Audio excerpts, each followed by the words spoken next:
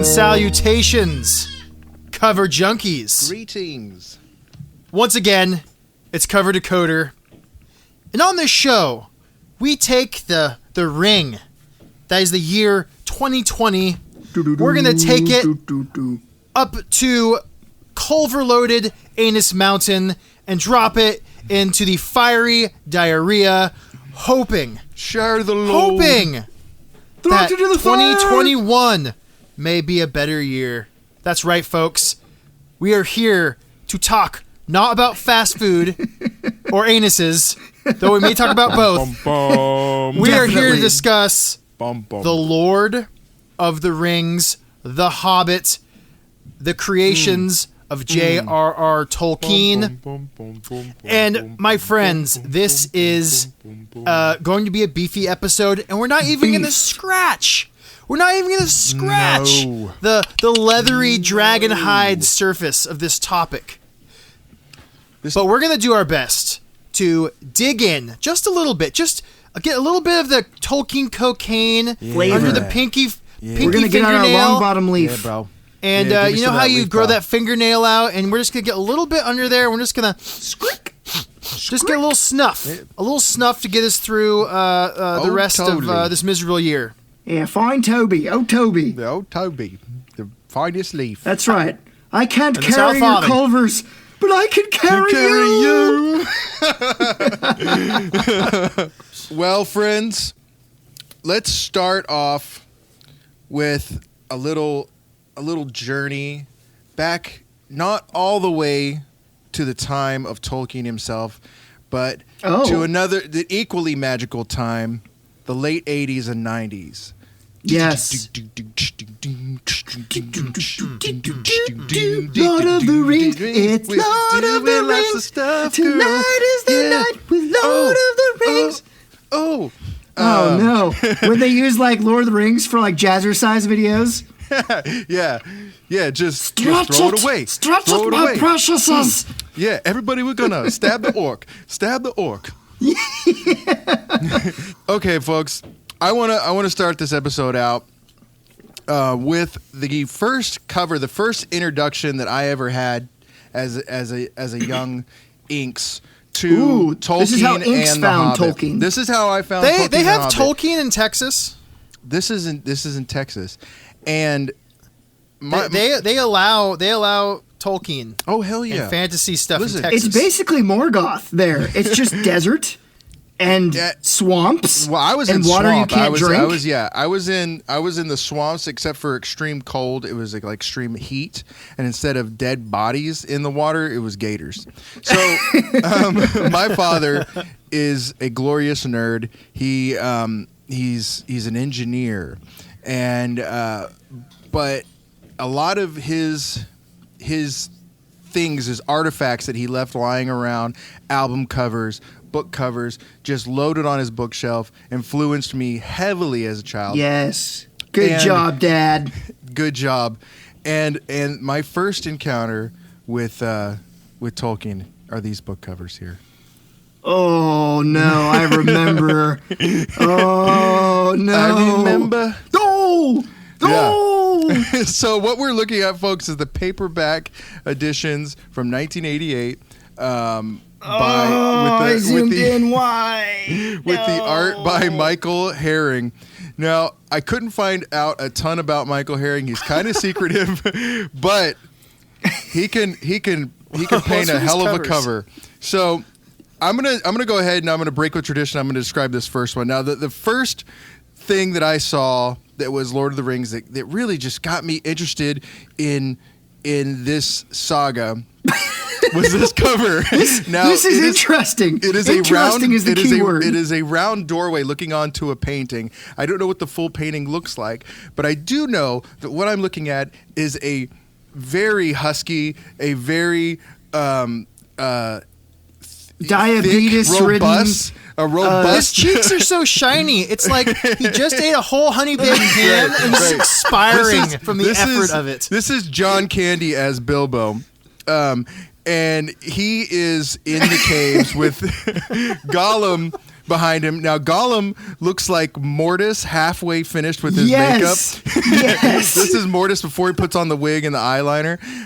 He's got the ears, he's got the nose, and he's sneaking up on Bilbo, and Bilbo is sweating. Dude, I was like, holy shit! Oh my god! What are you?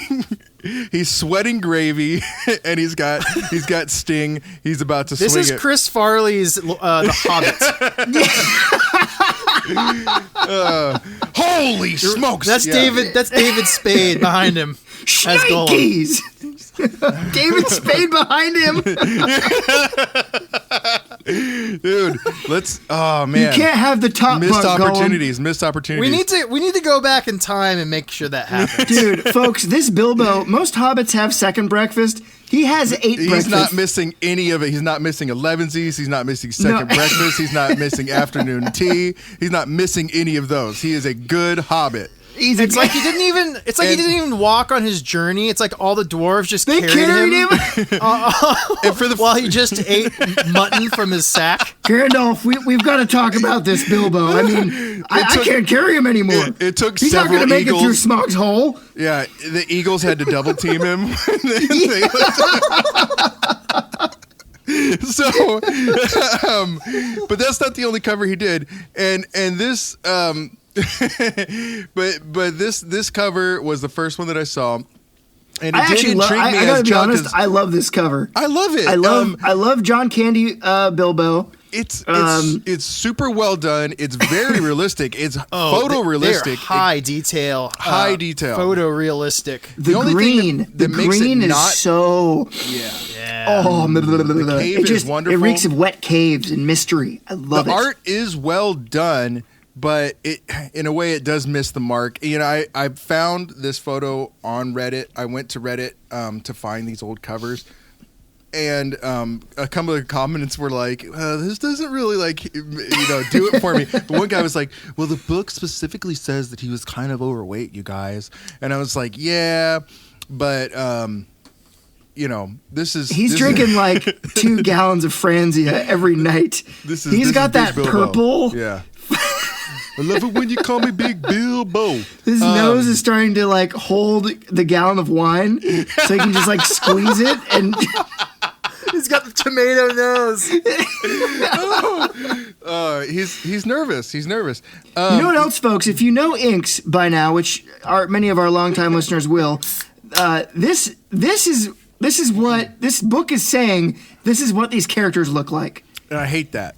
Yeah, I hate that. This is not Ink's favorite thing. I want my mind, my imagination paintings to be my own. I don't want to have that face. Even if it's well done and it's a good-looking face, I really prefer more obscure covers that don't show everything, but wet the palette. If you look at these other ones, you can just skim through these other ones. The next one is the Fellowship of the Ring. It's got dude, Gandalf is a cult leader. Yeah, who is trying to give you ecstasy, and the guy behind him's like, "No, don't do it. No, Do you see what he's it." doing right now? Do you see Joseph what he's doing? Gordon-Levitt behind his shoulder there is like telling you not to take his drugs. Do you see? I What will he's say his robe is way too white. He looks like at this point in the story, he's not Gandalf the White yet. He's still Yeah. Gandalf the Gray. and Come on, guys. He's holding the ring. Absolutely. He's not supposed to be doing that. You can't touch that. So again, it's that little doorway, that rounded top doorway with the hyper realistic characters in the middle. But now we've got a sweet little bubble that says 50th anniversary edition. Get your advertisements Tacky. off my colors. Get them out of there. They weren't good enough to begin with, and you slapped the 50th anniversary edition right in the middle. The next one is something special. What do we got here? something This special. is We've got the ultimate this is some the kind of steamy. the unknown romance between Legolas and Gimli is what we're looking at. Look at This how is a tender steamy they kind are. of thing going on. Oh yeah. This is the picture they have on their bedside table. Yeah. In a little frame. This is Remember when we that first met, time? kids. Yep. So we met in the big war. This is Legolas and Gimli. Gimli's handsome in this. He's Dude, got, like, Gimli. the nice, I mean, I'd go with Gimli. Look at him. He's a Peter Jackson. strong boy. Yeah, and then Legolas has extra arrows and weapons tucked underneath his hair. Because those feathered bangs are really gonna frighten the orcs. To relate this back to Texas, this is Texas. This is Gimli this is Legolas from the far reaches of Texas. With where's the 10-gallon hairspray? He's got his Trans Am parked just off off site here. Yeah, Snake Plissken has nothing on this mullet. No. All right, and finally we have the return of the king. What? Okay. That's awful. Who? King. Whatever creature in Middle Earth designed this hat really fucked up. Yeah, he has like a giant golden snitch on his head. He looks more confused than noble. He's trying to look noble, but he's like, oh man, oh shit, I don't know if I can I'm do the this king now. Ooh, be cool, Aragorn. He's pounding his chest because he just had a heart attack looking at himself in the mirror, realizing that he got crowned with this shitty, like, winged monstrosity on his head. Yeah. And he's trying to resuscitate himself. But again, it doesn't seem to like fit Middle Earth. It just looks too modern. He's got the button up, He looks like King shirt. Arthur.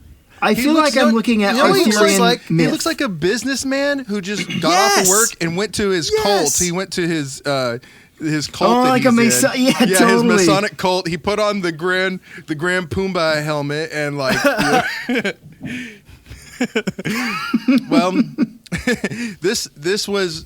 There are so many covers throughout the ages for his works, especially Lord of the Rings and The Hobbit, and it is so beloved that so many artists have jumped in to contribute to this lore and this art. They want to capture it the best. Yes, and if you want to click, there's a couple more pieces by Michael Herring here. Here's this one's great. A full painting of Gandalf and the Fellowship here. Why wouldn't they use this? This is so much cooler. It's way cooler. It's still God Gandalf. He still looks like, those old depictions of God with the white robe and the super long beard. Yeah, but I mean, that's what Gandalf is. I mean, come on. Gandalf is Lord of the Rings Jesus. This looks like something from like one of those late 80s, early 90s computer RPGs. Oh, yeah. Easily, like this would be a screen you click on, and then like the have text, those like the pixely text words. rolls up. Yeah, the text. Yeah. Easily, this could be a D&D cover for like one of the supplements, like the Arctic journey. It's a fantastic. It's not Hildebrandt, but it looks like a Hildebrandt. Who does this one? This is Michael. This is Michael Herring, the same guy who did the erotic the covers that we just looked at. Yeah, erotic John Candy covers. Really, this is the same guy? Yep. Doesn't even look close to the same. It's almost like he was able to have a little bit more liberty with this one. It's not so photorealistic. There are more pieces. He doesn't have a website. It's hard to find him, but I found him on Comic Art Fans. They have a bunch of his artwork up there. I have a link for you guys. Again, if you go to the website, you go to the episode, you look in the show notes, there's going to be a link to our slides. And then if you want to see these images and learn more about the artist, those are there for you. And then finally, when I saw those covers, I thought originally they were digital. That was before I knew anything about art. What's his medium, Inks? Do we know? It's oil and board. Oil and board. Yeah, that makes sense. Baby. Yep. And then I will say I'm glad Gimli's wearing some underwear underneath his cloak there. Legolas ain't. I'm not. I'm disappointed. There should be something just dangling there. Yeah, there should be. He's got the tights. There should be something big and dangly. But look who's close. Look who's guarding over his darling. Yeah. I've got you. It's the two towers. Exactly. And his axe looks like it's made of rubber on the top. Again, it's gonna squeak when he hits those wolves. Yeah. Did he do this Kids Club Conan cover over here? He did the Conan. He did the painting. He didn't do the font and everything, but he did the painting. This whole thing is awkward, and I hate it. Oh yeah, man, I like. I mean, he doesn't even look like Conan to me. He looks like Tarzan. This is a Tarzan. And, I've got to believe that he's using a model at this point because this is a wig. This is a wig, my friends. Just Dude. like with Legolas, that is, there's some hard wiggage going on here. Yeah, and he is not surviving this lion attack. Again, it's a weird thing because it's so well done. It is well done. The craftsmanship of it is flawless, really. But the creativity is lacking. You see that a lot too. Yeah, it looks good. Like the ability is there and the talent is there, and clearly this guy's amazing at doing figures. I mean, the lion looks amazing, right? But it's an unappealing image, right? And the color palette is brown and yellow. Oh, it's yellow. This is so coming. Yeah, and purple in the background. Yeah, and there's nothing wrong with using models. We've all used models. Using models is great, but when you become too reliant on it, and I don't know if that's what he did, but you see that with a lot of artists, where they come too reliant on using their photo references, and they don't let their brush bleed a little bit, man. I want to see that. I want to see that that organic magic happen. I'm having a hard time seeing these two images being done by the same person. Well, right. I could be getting tricked on this one, but again, I pulled these off of a secondary website. He doesn't have his own website. He doesn't even really have a wiki. It's just there are whispers. There are whispers. There are tales. I feel it in the water. Yeah, who has done these, and they're kind of infamous within the fantasy community as look at these covers. Like we all grew up with them. You did, but again, I think one of the biggest crimes with these covers is Tolkien really started high fantasy literature, and I say literature, and the covers that people try to put on his books often don't capture the scope because they try to narrow it down into being about it's just about this guy and this action scene that's happening, but they don't capture this giant world that he built that so many nerds are angrily obsessed with. And so I think that's kind of the failing. This would be a great panel, but this could be anything. You could slap Dragonlance on here. Boom. You're good to go. Easily. So maybe that was influencing it at the time. I don't remember my dates on this, but maybe that stuff was coming out at the time and it was influencing the covers. They were trying to go a little bit more D&D, it looks like. The best going back to what Tapes was saying, I think for me with these epic stories, and it's not just Lord of the Rings, anything that has an epic story, right. I'm looking for not just an image with a couple of the characters. I'm looking for a scene. I want to see. Yeah. If I'm looking at something epic, mountains. I want to see Gandalf. mountains, Gandalf. And I want to see the action that's taking place and get that scope. And so a lot of fantasy books are doing that these days, and in the past. But when I see images like these on my books, I'm less inclined to go for it. Yeah. It's also incredibly deceiving because you expect when you open Lord of the Rings to be and then he took his sword and he cut his head off, and then they went to the river and they fought a serpent, and then they jumped on a blimp and they flew through the sky and shot arrows. Nope. It's not like that. I mean, that stuff happens, there lived a hobbit. But yes, it has a candor to it. It has a pace to it that sets you on this journey, and it's not just these scenes of action that you expect to happen right away. It's a history. Yes. Honestly, these books, my favorite ones, my favorite versions I've seen, don't have any real art on the covers. Really? They're the ones I like my very first experience with The Hobbit. It was at my school library, and I loved the book. My older brother checked it out, and it was in a box. It was a book in a box, and it had a gold binding. Ooh. And there wasn't anything on the cover. There was like some sort of like little stamp kind of deal on it, and it had one of those nice red Intriguing. sort of ribbons, one of those ribbons, you know. And I felt like I was holding this special tome, you know. And then you open up, and it's got Tolkien's map on the inside, right? Yeah. And, like, the maps. yeah. The love of the maps begins. And yeah, and it's like I'm holding a history book. Yeah. Because that's what basically the Lord of the Rings is, and the Silmarillion and his other works. Like, there's this history of this land he created, and that's why it's so interesting. So when you try to slap these 80s sort of high fantasy covers Yeah, on there, Van Halen, yeah, 80s workout video. it doesn't work for fantasy me anymore. Yeah. Well, that's a good segue, because I want to take you to the man who started it all. Oh man, look at this hand. He's a Look at good-looking this happy dude, boy. dude. Yeah, Tolkien was a good-looking boy. This is him in the Mwah. war. Mwah. Yeah, look at that mustache. Look at that smile. Oh. I want to take that smile and stick it in my pocket next to Ian Holmes' ears. Yes. Yep, I want to put him in. Yes. He goes in the Yes. pocket. Yeah, Ian Holmes. Right there in the pocket. He goes in my tummy pouch. So this here is John Ronald Rule Tolkien.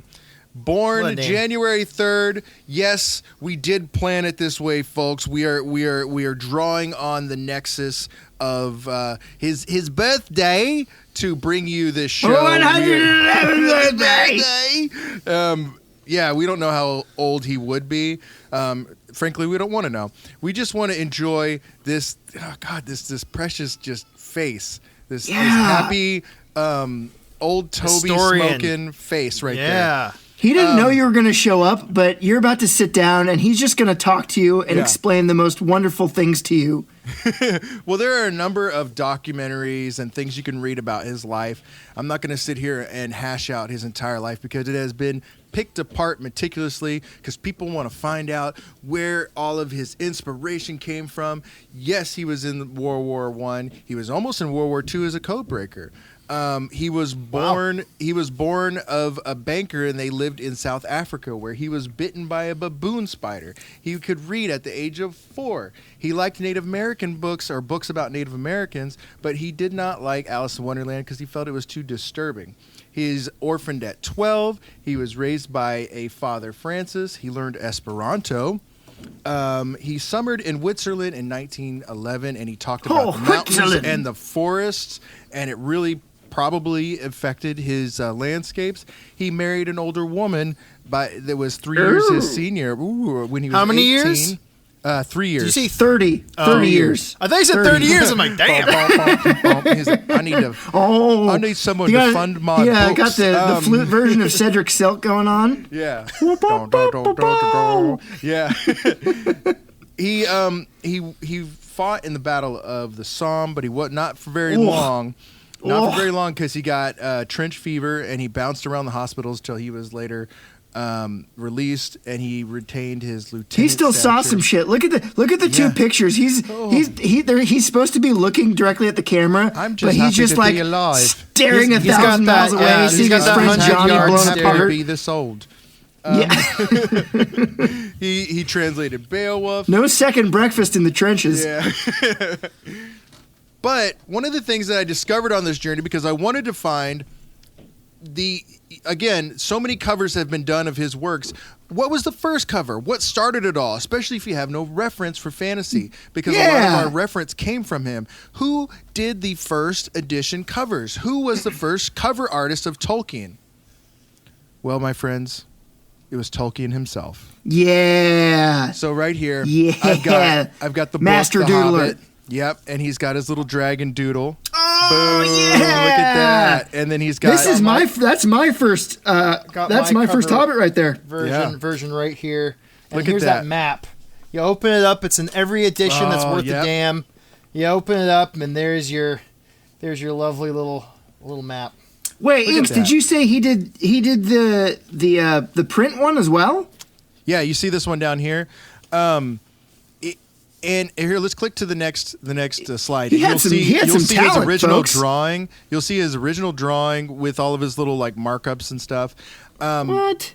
later on in one of the later slides, I've got links to where I found a lot of this information. There's a few articles that I pulled from heavily, but this is a he used a lot This is of pencil. fantastic. Yeah, pencil, pen, and watercolor. Now, not all of his drawings are great, but he kept at it, and he was very modest about his illustrations. You know, he didn't think they were that great, but he was very proud of this one, as he should be. In my opinion, he should be, for sure. This is my favorite Hobbit cover. And again, we were talking about scope. This is perfect. Yeah, describe this is the exactly what you want to see. You are going to go. Look at this path. It leads straight to the mountain. You know where you're going. It's got the mountains. It's got the trees. There's a dragon with that clear sky, and you've got the eagles on the other side. This is a super effective cover. It's super effective. You know, when you open this book, what's between the covers? It's not Earth. No, that's right. You're going somewhere Between else. these cover cheeks is a magical world. You know, we've That's also in the erotic novels. Yeah. Yeah, I love that he just used a few colors. He's got blue, green, black, and white. It's a very modern cover. It seems like something pink. very modern and minimalist. Little Art Nouveau going on here. Brengineers brought us through that before, talking about how at the time this was very influential. But again, I mean, you can see on this So image. this is ink then?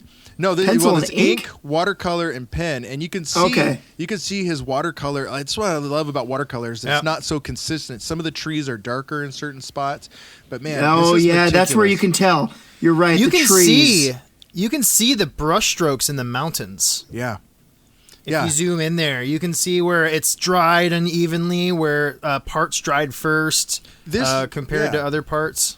It's not photorealistic. It looks like something Bilbo would have sketched for There and Back Again. Because, as we know, Tolkien is pretty much the Bilbo. In the next slide, I've got some more drawings of his. These are not covers. Wait, these are his? This is his art? Yes. Dang. What? Look how great this is. These are like Zentangled doodles. The mountain path. Mm-hmm. These are incredible. It's actually kind of hard for me to believe that these are his. This looks so modern, especially the one in the center with the smoke. Yeah, this is something like someone posts on like Instagram and gets like 7 likes. Easily. These days. That's what I was saying. It's so modern. He's got the Zentangle. Poor artists. Yeah. If he was alive now, he would have had his own Zentangle coloring book.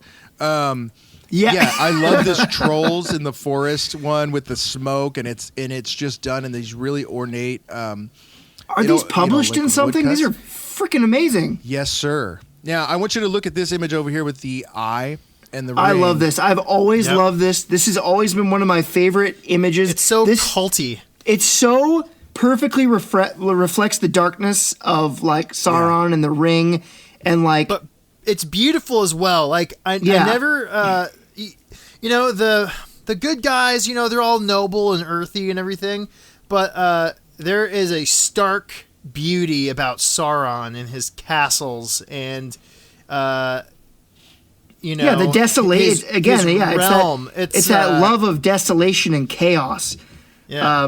Which is kind of cool because you read the books and you find out that Sauron is doing again. It really ties into that whole kind of war-torn era where Sauron is trying to bring order.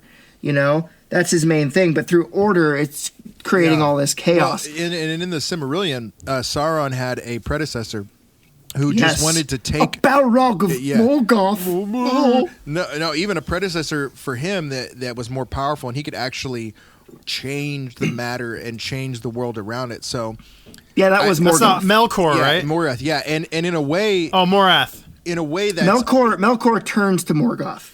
Yeah. A little. So, folks, I gotta say real quick, Melkor is like the Satan, right? I went on a bender and I listened to the Lord of the Rings, and then after that, I could have gone to the Two Towers, but I decided to listen to the Silmarillion, and it's fun. It's like the Bible, but a fantasy world.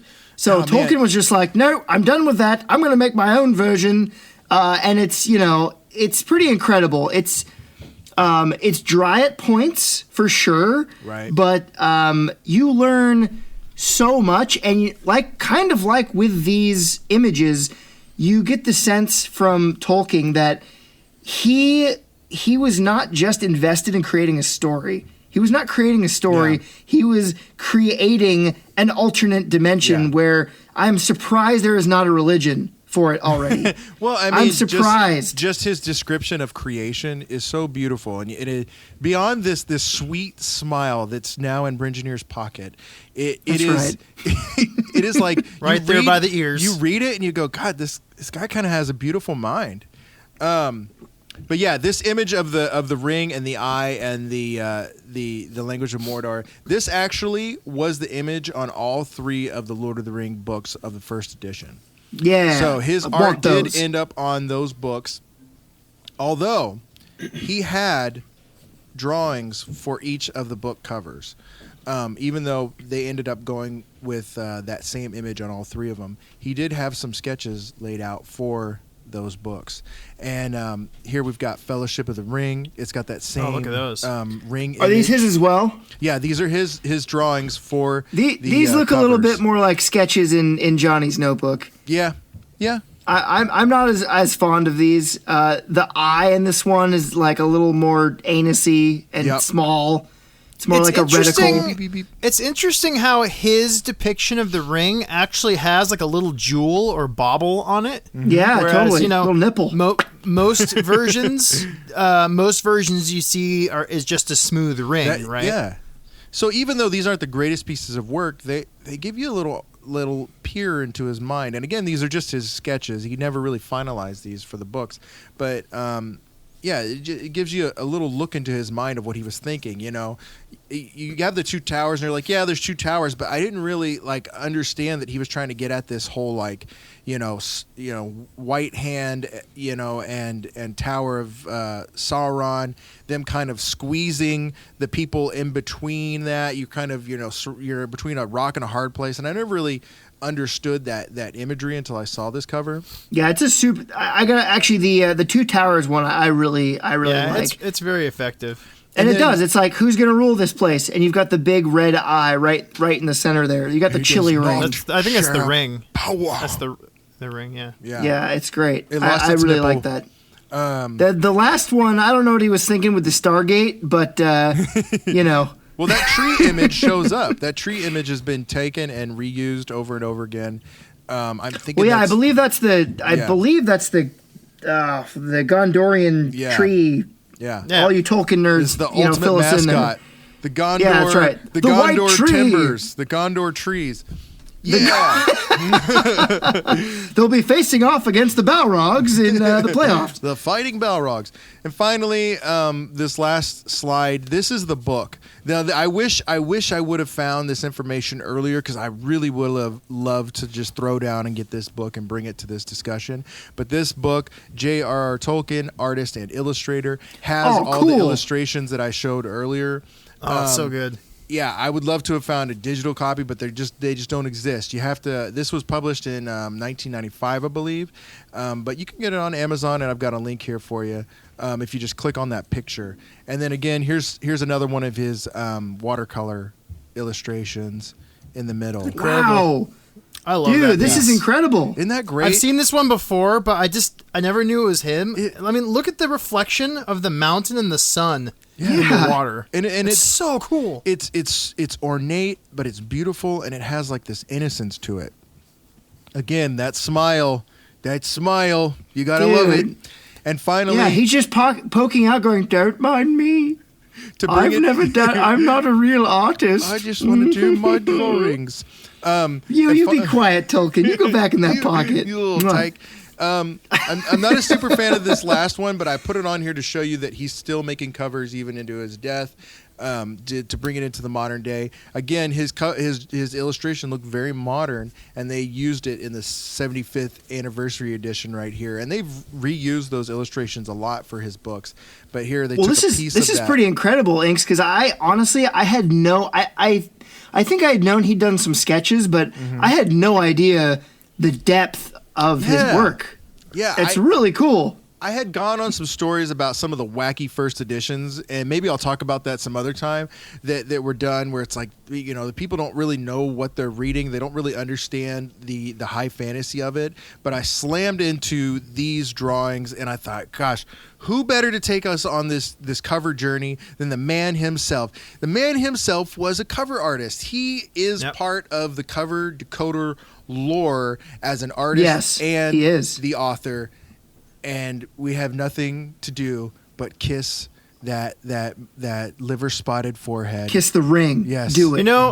Listeners, if you're an artist, and there is nothing quite as rewarding as pulling double duties, right? And that is to say, you've created something really cool. Oh yeah. Like a piece of music or a piece of writing, and then who better to put a cover on that than the person who made the creation in the first place? Yep. And then when all is said and done, you're holding this package that has it's the your content world you made and the face of it. Yeah. All made by you.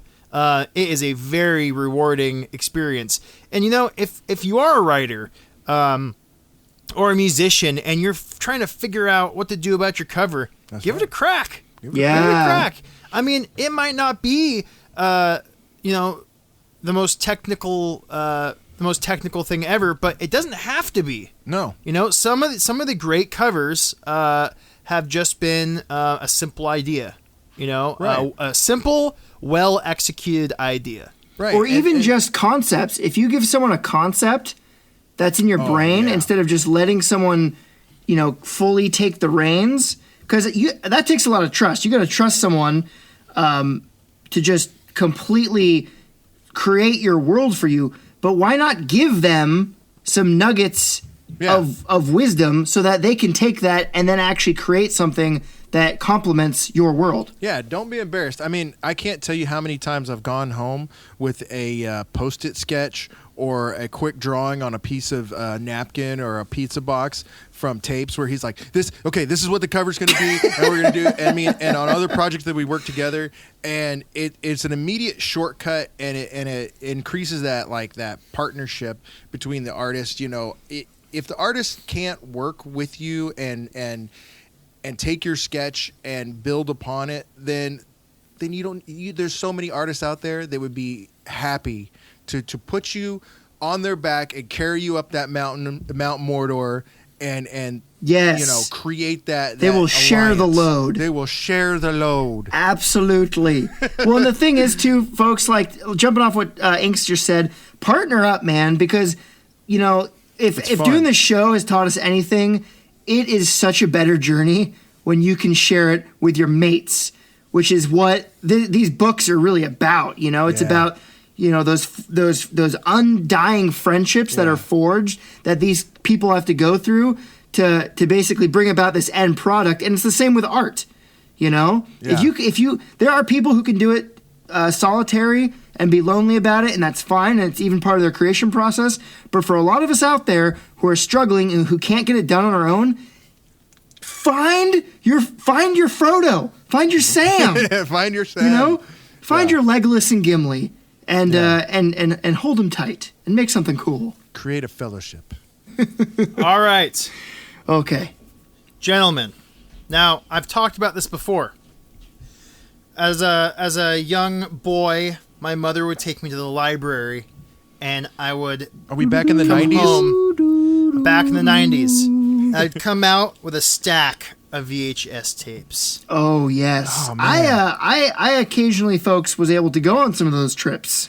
I went nuts when I moved up here to the Northwest, and I went to the library and I saw you could rent movies. That blew my mind. Oh yeah. Yes. So this was before DVDs were really like a thing. DVDs. Betamax. Chipped beef pieces of shit. Don't tell me you ate that chipped beef. I almost got desperate. I'm sad to say I consumed some of that chipped beef in my life. Now, no. Just how are you feeling after eating said chipped beef? Oh, it would not pass. It would It not. would not pass. The love for the halfling's chip beef has weakened your anus. Yeah.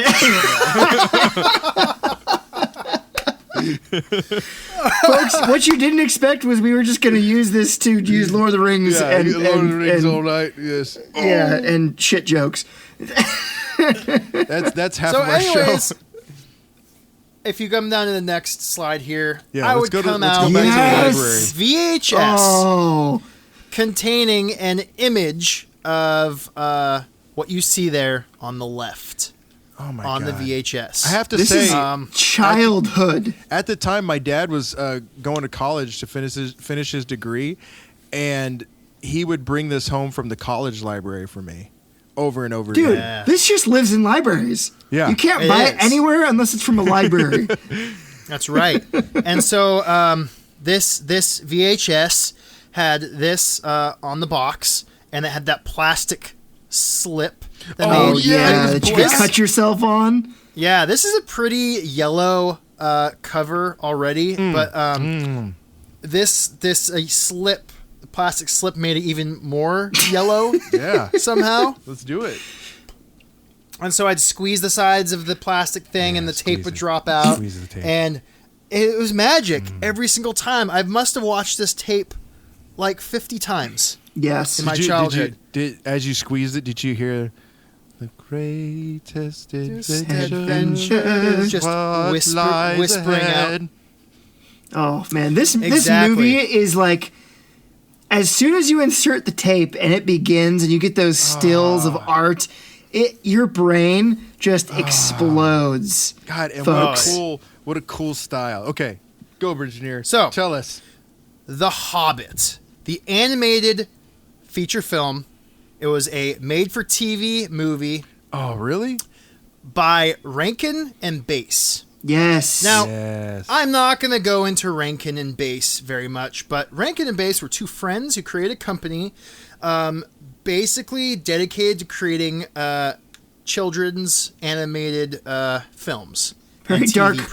creepy animated films. Yeah. So you will know some of these films, of course, as they show up pretty much every Christmas. They did those creepy stop motion animated features. Oh, they did? Tapes. What are those? What are those called? I can't remember. Oh man, you got The Year Without Santa Claus. that was Yep. Rankin and got- Bass? Oh yeah, dude, they did all I of can them. see- I can see the Leprechaun's similarity. Christmas, which a lot of people haven't seen, but dude, if you Leprechaun's folks haven't watched Christmas. those, their subject matter doesn't always hold up to today's standards. No. They're a little weird. I can see it. Those buck teeth. They always have some character with the buck teeth. The main character. Plus, you have to sit on Santa's lap and give him a kiss in order to get a Yeah. toy. A kiss, a toy is the price you pay. Yeah, what was that? Mickey Rooney, I think, was the. Yes, it was Mickey Rooney. Yeah, can you imagine if in order to sit on my lap? Yeah. if in order to get a magic trip with Gandalf, Bilbo had to sit on his lap and give him a little kiss? Give them a little kiss. It would have changed the On story the a whiskery lot. cheeks. Yes. It would. So that's who created this film here. Now, if you look over to the right, you have a much less satisfying cover. Gandalf looks like he's I don't know, man. This is had still a pretty bit magical. too much to drink. I don't know. I love just- that his beard goes. It flows over the frame, the circle frame, and it flows down to tickle Bilbo and his little. Oh, his you're little talking mop. you're talking the old one, the 77 one. Oh yeah, sorry. Yeah. Definitely. Yeah, and folks, if you haven't seen these That's movies, weird. everybody's eyebrows and beard connect. Somehow they have this magical ability to grow that's all their right. hair Yeah, together. that's right.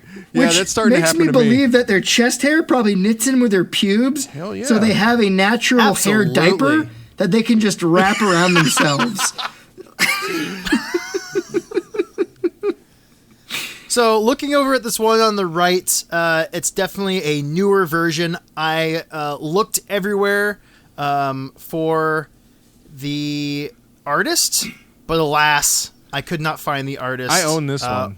Warner Brothers has hidden that name so no one gets to know who that person is.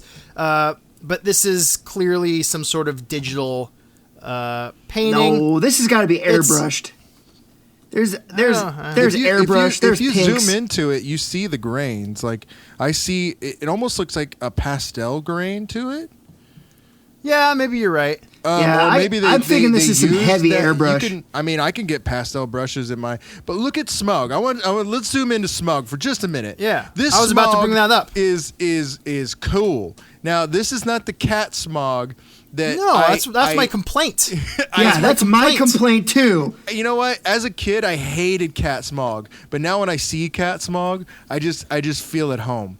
Cat Smog is the only smog. I want to watch this right now. I want to watch it right now. I want to see the blue butterflies. I want to see the goblins with their goblin songs. Like, did they have a lot of dwarves or hairy people making this movie? Because everything has hair. The dragon has hair. Well, the spiders have let's talk about hair. it. Let's talk about that. Okay, so tell us, please. If we go down real quick, we've got Rankin and Bass there. We got man, them as old men. They both look like they should be in like the CIA, about to retire, but they need to do their last. This is great. Their last mission, and they're so suspicious looking. Yeah. Who's on the right? Okay. What are we the guy casting on the right this film? is like telling you he doesn't approve of dating his granddaughter. Oh yeah, he does not like you. Yeah. No. Bass is definitely played by Richard Gere. Rankin is played by, I can't think of the guy's name.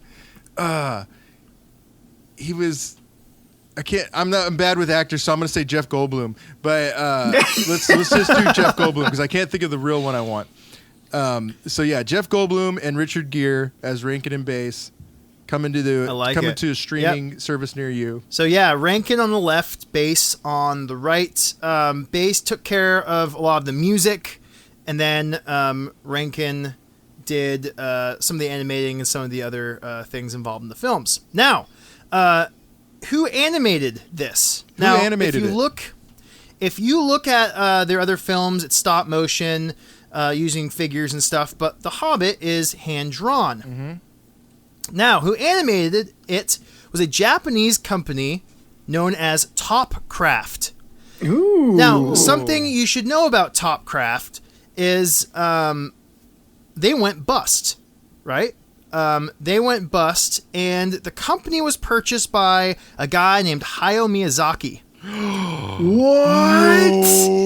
Who, after purchasing Topcraft, changed the name to Studio Ghibli.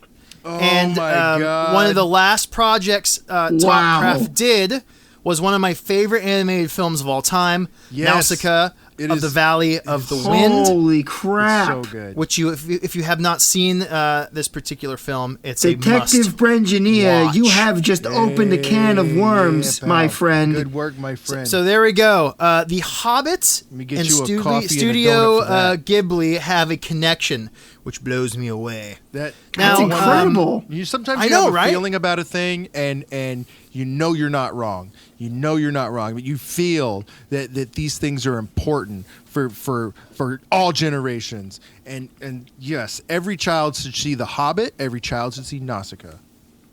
That's right. Oh yeah, back to back. Except that Nausicaa's like 2.5 hours, so just keep that in mind. You gotta break that one up a bit. Yeah.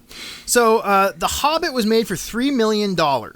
Right, Ooh. back in '77 for the TV. That's a big boy for a made-for-TV program, right? That's a large lad. And it was able to be produced because The Hobbit was in the public domain. Oh. If you can imagine that. That's crazy. However, the copyright holders at the time begged to differ. I couldn't find any indication if there was a dispute over this film or not, but some of the copyright and ownership of Tolkien's intellectual properties is sort of strange at times, and we will get a little bit more into that as we look at the next animated feature. But it was filmed because Rankin loved Tolkien's work, and part of part of what he wanted to do with The Hobbit is change nothing. He wanted it to be as true to Tolkien's writings as possible. Oh, okay. Yeah. Yep. And so that was his idea. And what you end up with is a Hobbit film that is pretty close to the story. You know, there are omissions, but there's no additions. For a movie that's like an hour long, I think, or maybe just a little it's an over. hour 25. I think it's, something like that. And they actually found Tolkien's notes with a song that went, down, down, the goblin, down, down, down, down, the goblin town. Oh, man. And if any of you have read any Tolkien, you'll know he's got just mad trunk for songs. There is a song in Lord of the Rings. There is a song every chance that they get to stop and sit down. There is a song or a poem. So yeah, I thought that was very. In fact, thinking about it now, it makes a lot more sense with The Hobbit. That's right. Now you look at The Hobbit, and it has a very interesting style. Yes, it's very scratchy and rough, and everyone's hairy. And Rankin was a big fan of Arthur Rackham, who was a golden age of illustration author or illustrator, right? Huh. And so if you look at some of these illustrations, you can totally see where The Hobbit got its art inspiration from. Yeah. It's very... actually, totally. Oh, we got the winged helmets back. Yeah, so this is an illustration but it based on look one like of a crappy plaster version of the meeting of the Elks Lodge. This looks like it belongs. So this piece is called Siegfried Leaving Brunhilde, which cool. is an illustration, which is a illustration to one of Richard Wagner's songs. If you're familiar with Wagner and his epic music. So lonely. Now, The Hobbit, the music was taken care of by Jules Bass, who adapted a lot of Tolkien's songs. If you're gonna have that name, you better be doing some music. That's right. You better be slapping it. I don't care if you're doing it on the weekend, opening for Dennis Quaid. You better be making music. Dennis Quaid and the Sharks. And then who should they invite along on this journey just to make this film extra special? Who's that? Glenn Yarborough. Yes. Our favorite. Where are you going with beards all wagging? The famous, warbly voiced folk singer who provided a bunch of his talents to this film to make it just a really memorable movie that is deeply rooted in my I love childhood. the music. I love the playful goblins. They're like between the things trying to eat the dwarves, between the creepy things in the water with all the skeletons, and between the spiders wrapping people up in cocoons and trying to liquidate them. We have to have some just to balance things out, you know? Just to make things a little jaunty. Just to make kids remember they're happy. The singing of the poems, singing of the riddles in the cave was so haunting. Oh, I know. Oh, yes. Cannot be heard, cannot be seen. Dude, so good.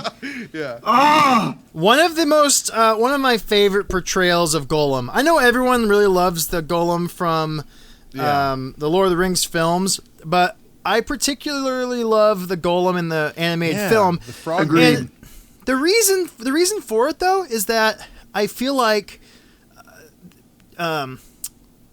the idea behind Smeagol, right, was he was a proto-hobbit, right? He was supposed to be this proto-hobbit who finds the ring. I thought he was a hobbit. And no, it was like an ancestor to the hobbits, right? Okay. So I like seeing how he looked, and you could tell that he might have been somewhat hobbity before his transformation, but was still a different creature. Right. You know, where in the Lord of the Rings film, they just show him, oh, he's just a hobbit. He's a hobbit. He just likes to fish. I like Frog Gollum as well, and I like that his name was kind of repeated as almost like a croak that he did. It was kind of a nervous tick to just say his name. The voice acting for Gollum in that is just so cool. I love how he does it, and you're right. His little Gollum spasm is totally a it's totally a little croak. It's awesome. Yeah. Now. He's a lot more threatening. Definitely more threatening.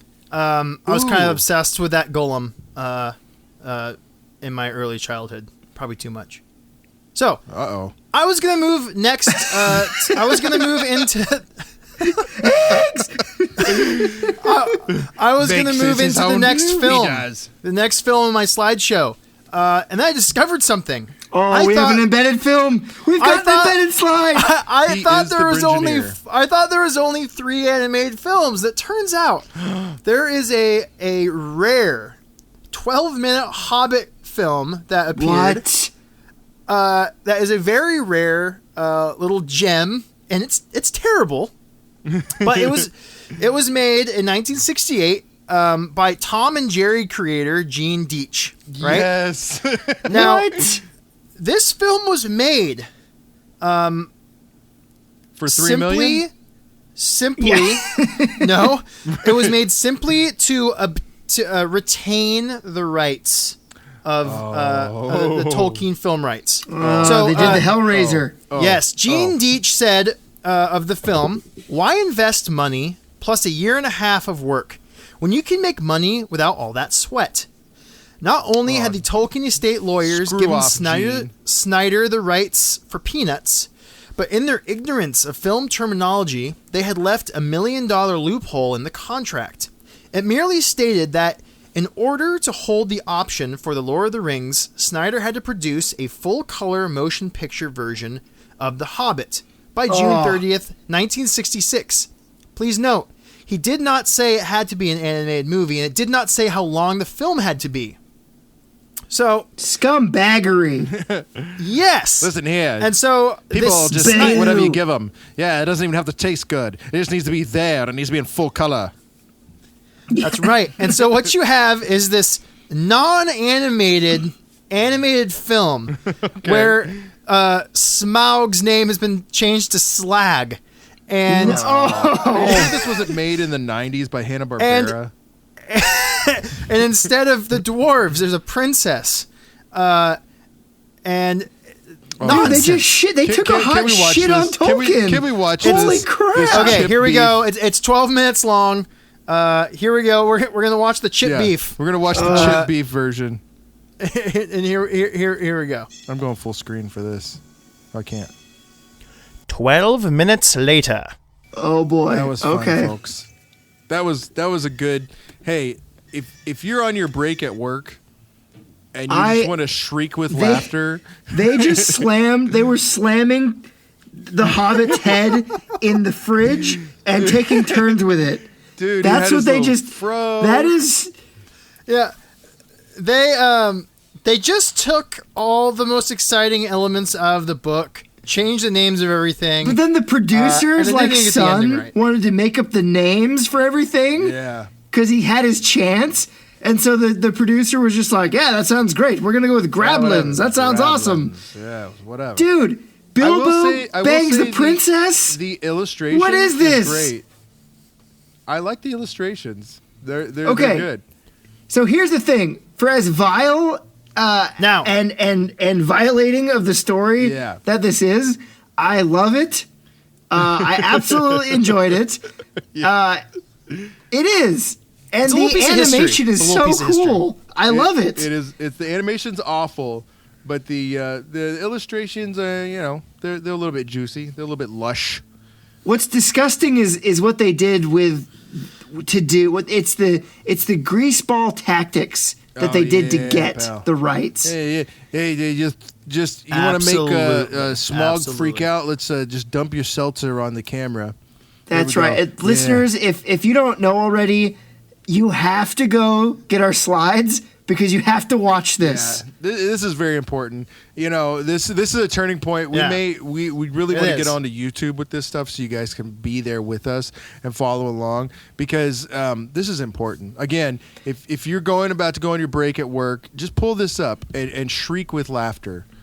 If you thought Peter Jackson's Hobbits were bad,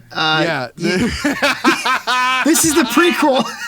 Yeah, this doesn't have scrotum beards, but it's pretty bad.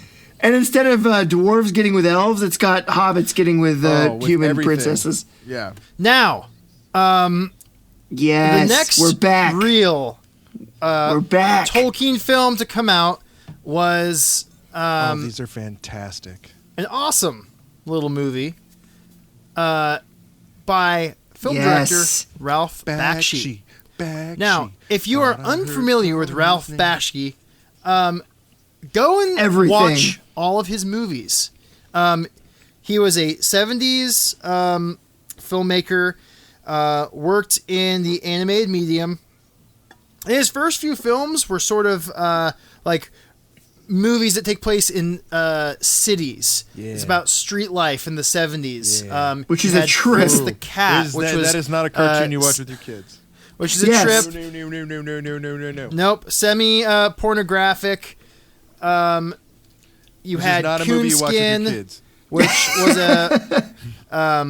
that one bombed. And it was, as you can judge by the name, it was a wonder why. You don't have to watch that movie. You just need to go look at the cover or the poster, and you'll get it. Yes.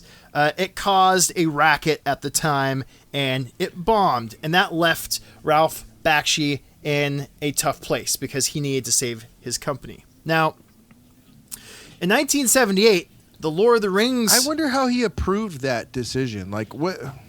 You wonder what is going through the minds of the folks and who's in the boardroom, and like everyone kind of looking at each other and smiling through their teeth, going, "I don't know about this."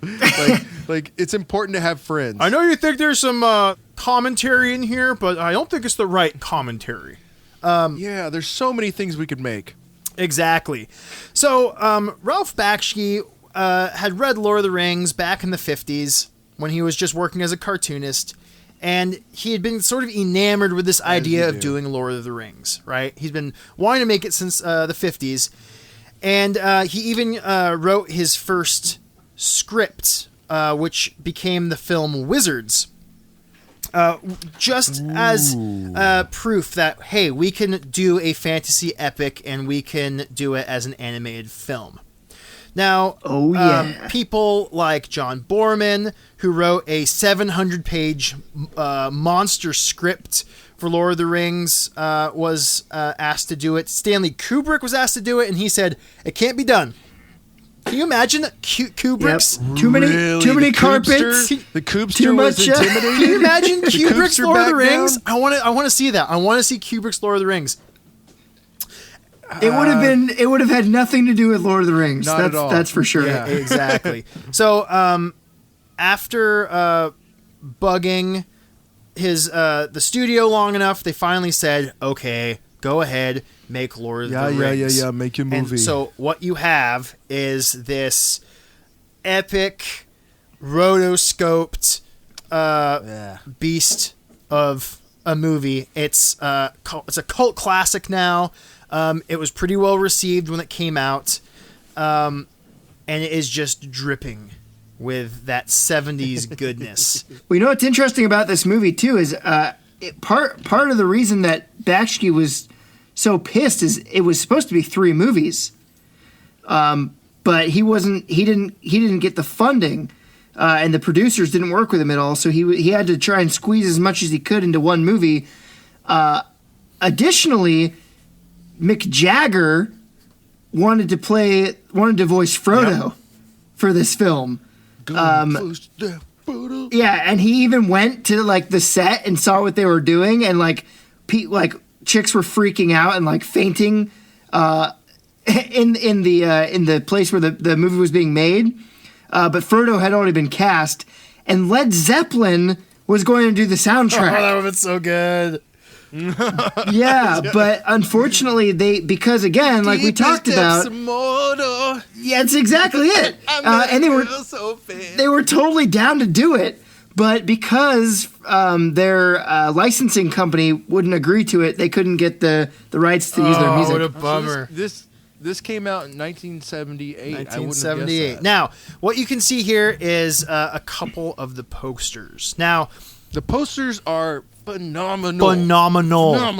Now, phenomenal. On the left, composition. On the left, we have a piece by Tom Jung. Tom Jung. We actually talked about him in season 1, Tom folks. Jung is known for his posters and storyboard art. And he did these, at least on the left, this amazing, iconic. I would say iconic because it's on so good. It's on the cover of the VHS and DVD box. It's the poster. It's just this epic looming. It's so fantastic. Looming Gandalf. He is a giant compared to these little hobbits. Who look like scared children, and he's got this glowing finger with just a freaking laser beam. Dude, like I love the finger laser, just pew, pew, pew, pew. Go My now. name means me. Gandalf means me. Oh, the sword has got the twinkle. Crom has nothing on this sword, or Conan has nothing on this sword. This sword is not in Crom's barrow. This can only be if you from weren't Gandalf. sure who the main character of the show is here, it's obviously Gandalf. Dude, Gandalf just got his spray tan That's on. right. He's got, it's so good. Now, just for fun, I threw a couple other Jung images in here for Star Wars, the 1977 poster. We got Dogs of War Iconic. with Christopher Walken with some sort of that is of great. Dude, insane. It doesn't even look I like don't him. even know what that gun is. What is that? Actually, I thought that was a Bill Gold. No, it's a Jung. I thought that was Bill Gold. No, that's listed. Maybe Cover Bill Gold fight. was the maybe he was the art director for that. Anyways, I will say, when I did research on Tong Jung, he did a lot of poster design with other artists too. Oh, So okay. you could be right. Yeah. Yeah, because I remember in another episode, folks, I talk about a Bill Gold, and I almost put this one on that episode because Christopher Walken, they even got his receding hairline down. Oh yeah. Like, I've But here's never the thing. seen a receding hairline look so good. Like that is at least in that year, Makes him receding hairlines sexy. were That's right. sexy again. And then you have the Sean art Connery. is super consistent. Yeah, Sean speaking of Connery sexy. and Marco Kane. Speaking of the Shexta, Can oh, look at that mustache! Look at it. Dude, my cocaine looks like a granny. He looks like a grandma. Like she's there to support her son as he rides into glory. I can't grow a mustache like that. What I've done here is I can't brought you grow a little mustache biscuits like here. that one, but I've got a sweet smile. I need to watch this film because I've never Smile seen it, very and it looks. sweetly. I can only imagine how awesome a film with Sean Connery, Michael Caine, and Christopher Plummer Yeah. would be. It That's can right. only be just the I want best to movie. adventure in all your glory. The art style is super consistent with these two, Absolutely. so I would not be surprised if he did not create these himself. Do we know his medium at all? No. That would actually be go fuck yourself. No, I'm sorry. I don't know. I don't know what his medium is. I mean, to take a crack at it, this definitely looks like acrylic to me. This looks like acrylic, maybe a little airbrush for the wisps. But I don't know. Yeah. I don't know. There's even some watercolor elements to Yeah, it. definitely in the clouds behind the Walkens. Beautiful It may have receding, been, receding hair. this was in that era with the poster designers where they were just using whatever they could to get the image. It didn't matter what medium that was. They had warehouses full of weird shit, and they just needed to get it done. That's right. And then moving down here, we've got Ralph Bakshi. Look at him. You can barely see. Look at Gimli. Man. You can barely see. Hi, Gimli. Grandpa. Grandpa, are you okay? Grandpa, You have my axe. I want to know about Lord of the... No, okay, I made he's a not Lord of the listening. Rings film once. Sure you did, Grandpa. Let's take you to bed. Nobody tosses a director. Now, the art style was based off of a couple really influential artists. You have Howard Pyle and N.C. Wyeth, whom I love. And let's look at a couple of their works. Oh, you love him. He's very special. Yeah. So both these guys, I can see it. yep, I can see it. This is kind of what they inspired their art direction off of. These two fantastic artists. I don't have too much information on them, but we'll get back to them. You slap a beard on that pirate, that's Aragorn right there. That's right. Particularly N.C. sure. Wyeth, who has the greatest King Arthur illustrations ever. His work is unbelievable. It's some of my favorite. It took him so long to do, he ended up in a straitjacket. Look at him over here. I'll never do Arthur again. What's cool, too, folks, is, well, first of all, Aragorn was played by John Hurt. I don't know if you guys know that, but so awesome. I love that guy. Mwah. I love you. You're the best elephant man ever. Additionally, after watching that movie recently and listening to the book, the Aragorn from the animated film is so much more Aragorn than in the 2000s films. Yep. Yeah. I've realized 2000s Hugo, though I love him, sexy. And he's just a giant sexy man. He's just a sexy mumble guy. He doesn't talk in the movie at all. He really has no... If you watch it with fresh eyes because you love him, but you try to treat him as a real character... With fresh, open your fresh eyes. That Aragorn is the cool kid who is like working on his own album. He doesn't have any personality. He's working on his own album and he's listening to it over and over again during lunch. And like girls keep trying to talk to him, and he's just like, can you just get out of the way? But in the books, like Aragorn speaks. And he has a personality, and he wants to be king, and like he's a real human being, not just a walking vibrator. And so, then for her pleasure. So yeah, that's another thing I love about this depiction of Lord of the Rings. Not so much for its Gollum though. Yeah. Now, like Tape said, Bakshi could only get so much of his vision into this film, and so it covers the Fellowship, it covers the Two Towers, but it does not cover the Return of the King. And so the film ends on a cliffhanger. You know, Gandalf rides down. Yes. He kills the orc army outside Helm's Deep. So much blood. Exactly, outside Helm's Deep. And that's kind of where the film ends, right? Yeah. The orc army that is basically just an ink blob moving across the screen. Yep. It just looks like someone just dumped ink on the camera, and they're like, oh, it's the orcs. Fuck Gandalf the White. You get Gandalf the Brutal. Yeah. Because he's just charging into war like, just hacking heads off. It's amazing. It is amazing.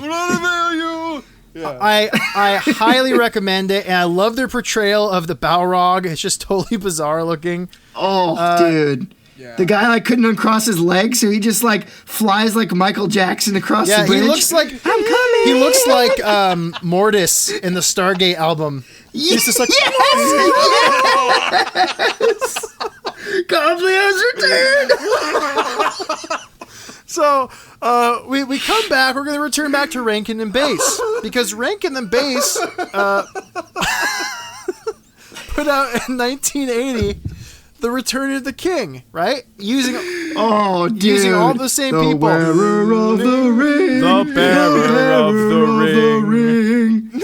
Frodo of the nine fingers and the ring, of doom. So many great songs. Where there's a whip, there's a way. I mean, dude, back to the porno. That's right. So, and they're definitely riffing off of the art style of The Hobbit. Well, this is the exact same company.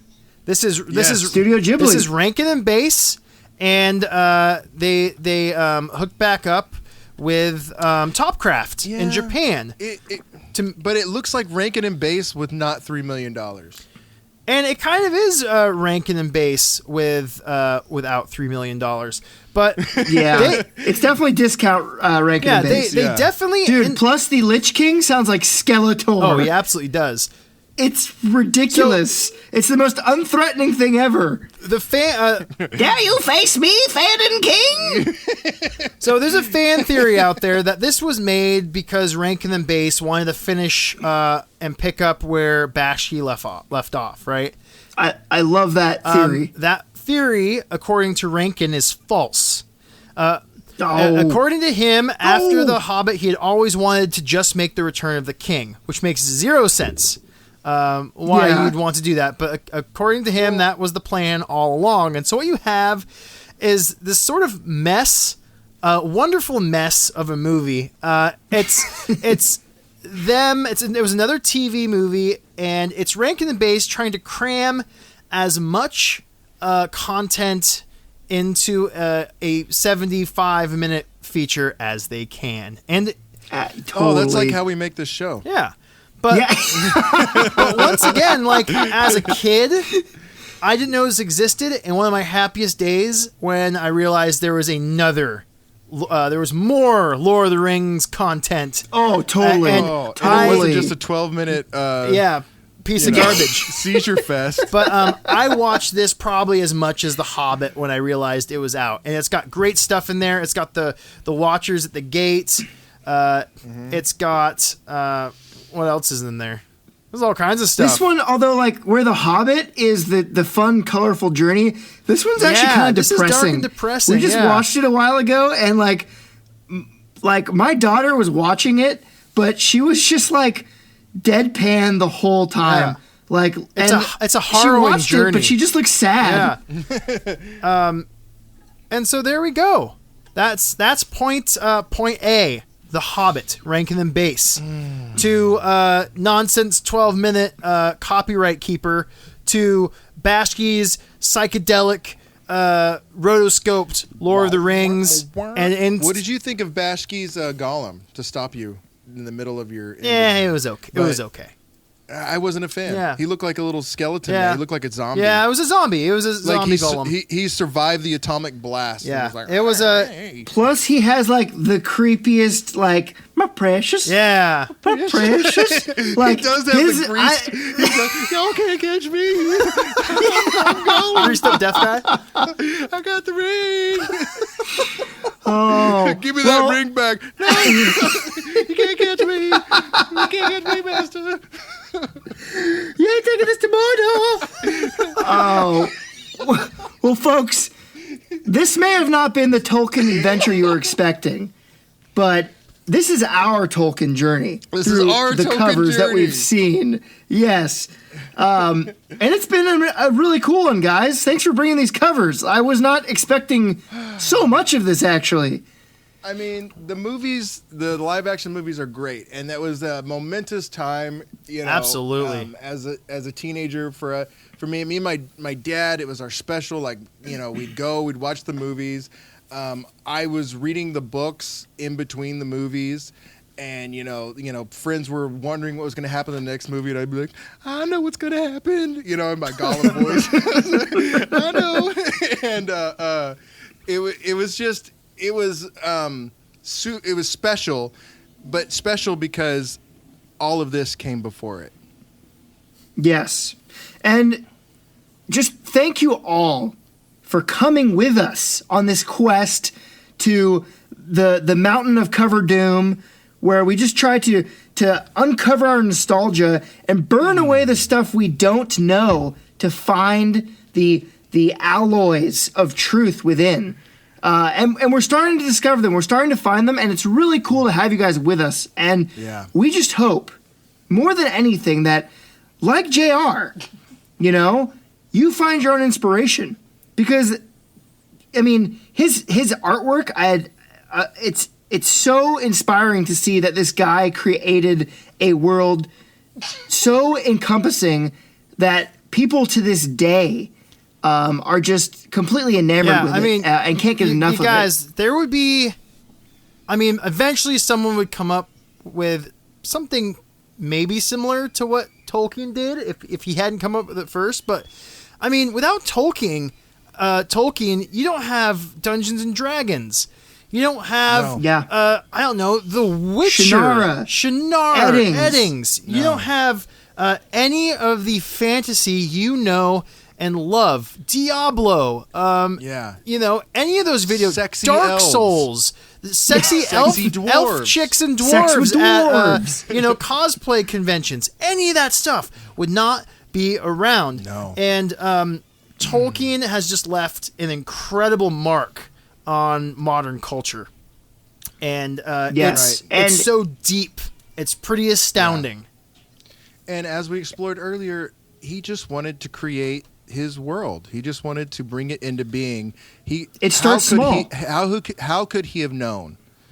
And that exactly. That is the mentality that you should go into things. You shouldn't be trying to make the love money. of the craft. You know, maybe you're trying to impress your friends, but most of all, impress yourself. Make the thing that you want to live in. Yeah, and so if you walk away from this, folks, we here really hope that you take the covers you've looked at, you take the things that you've heard, and you find your own inspiration and take it with your own mediums. You know, maybe it's not art, maybe it's writing, maybe it's music, but whatever you do, take that axe of life and hack away. All right. Attack it with full force, and make something cool, folks, because it just takes time. That's all it takes. It takes time and a little bit of creativity, and sometimes your friend throwing you over their shoulder and carrying you up a mountain. But you can make some really cool, amazing things. That's right. And once again, we just appreciate you being here with us, all of you, whether you're a Patreon member, whether you're new. It's so cool to have you here listening to us weirdos talk about this stuff. Our website is coverdecoder.com. Please, if you have questions or comments, we would love to hear from you guys. Yes. We have gotten some awesome covers throughout this show. Yes. They've been great, but we want more, and we want more stories. So we will absolutely feature your stories. If you have them for us, send them to us, please. Check out our Instagram. If you have an account at Cover Decoder, you can see all the amazing fossils that Inks carves out. And Brengineer too, folks. Brengineer has begun to put some up as well. And please review us, follow us on whatever platform you're listening to. It helps. It helps us, and we like to see it. And we are forever grateful. And remember, when talking about covers, keep it secret. Keep it safe. Keep it safe. Yeah. Thanks, everybody.